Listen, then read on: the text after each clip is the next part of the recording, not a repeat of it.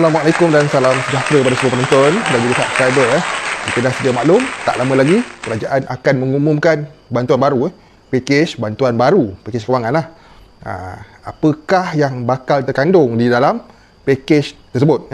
Masih lagi menjadi tanda tanya. Tapi apa yang kita harapkan supaya ada dalam pakej bantuan tersebut? Okey, selama hari ini bantuan yang ada semuanya melibatkannya lebih kepada golongan B40.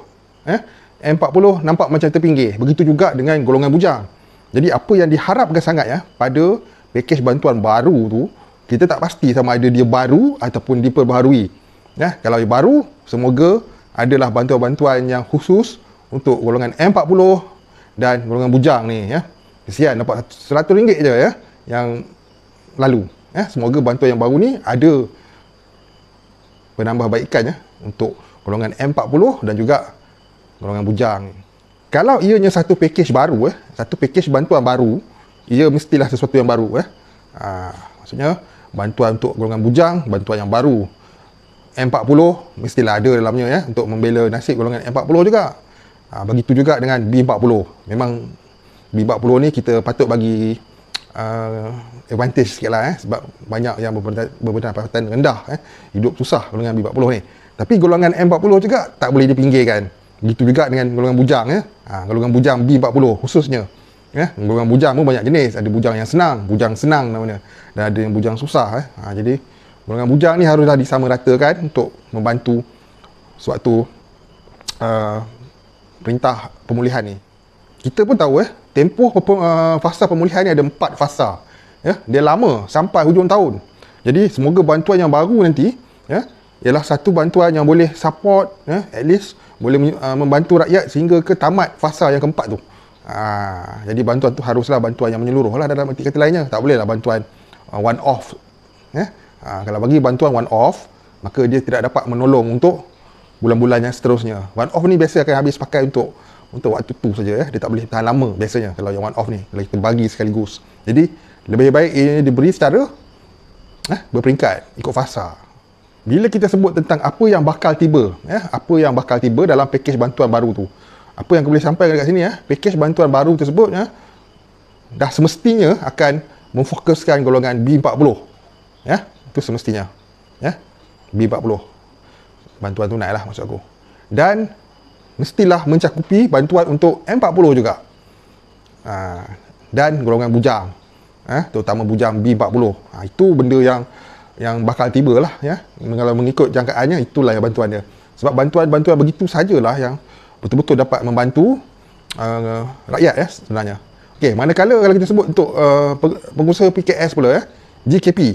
GKP ni dah kata orang berlarutan selari dengan BPR, dan sekarang ni dah menjadi satu syarat pula orang yang menerima GKP tidak dapat BPR, maka seharusnya bantuan untuk PKS ni pun ada juga.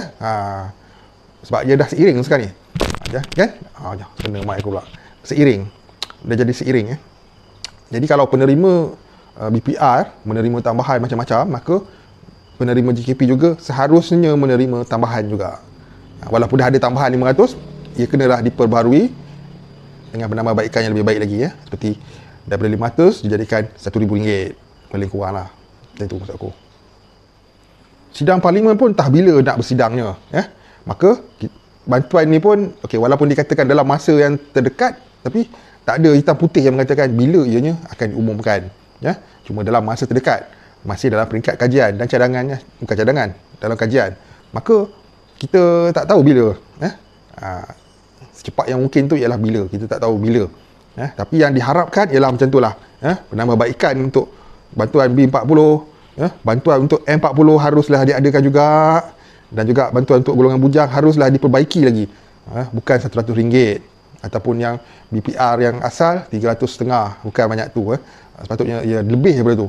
Dan bantuan tersebut mestilah secara berfasa, berperingkat, untuk membantu. Jadi kita nantikan, tak lama lagi. Kita tak tahu tak lama lagi ke, dalam masa yang terdekat tu boleh jadi sebulan lagi, boleh jadi minggu depan, boleh jadi minggu ini, boleh jadi besok. Itulah pengertian dalam masa terdekat. Kita tak boleh jangka dalam masa yang terdekat tu dekat sangat. Tak. Kadang-kadang dalam masa yang terdekat tu sebulan lagi, seminggu lagi, ataupun sehari lagi. Itulah dia pengertian dalam masa yang terdekat.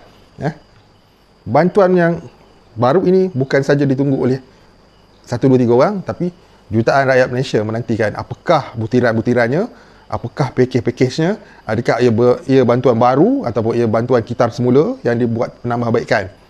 Jadi sama-sama kita nantikan apakah bantuannya. Tapi seperti yang aku cakap tadi, itulah yang sepatutnya berlaku. Dan itulah sebenarnya yang dihendaki. Okay?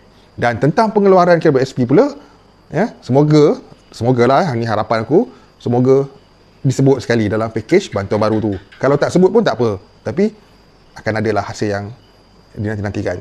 Tentulah lebih kurang. Okay? Isu KWSP kita usik dalam video yang lain. Ada banyak isu dia, kita usik dalam isu yang lain. Tapi untuk bantuan pakej baru ni, ini adanya. Pakej baru ataupun recycle, kita nantikan. Sekian, Assalamualaikum, salam sejahtera. Harapan rakyat tinggi sebenarnya terhadap bantuan ni. Bye-bye.